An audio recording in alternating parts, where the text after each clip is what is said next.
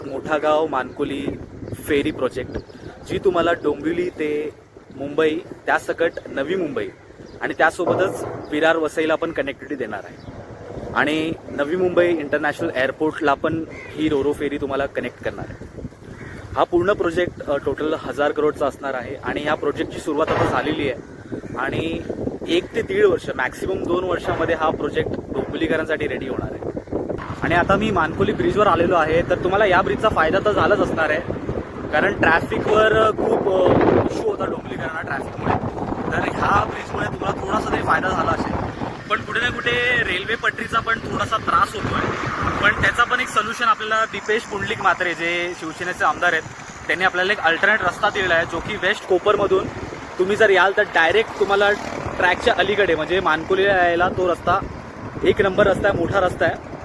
आणि त्यासोबतच ही जी फेरी मी तुम्हाला सांगितलं त्याच्याबद्दल, तर ह्या फेरीमुळे सुद्धा आपल्याला ट्रॅफिकचा थोडासा सोल्युशन भेटणार आहे.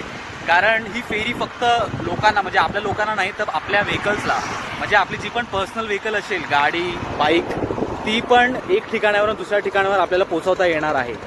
हा प्रोजेक्ट आहे ना खरंच खूप फायदेशीर होणार आहे डोंबिवलीकरांसाठी.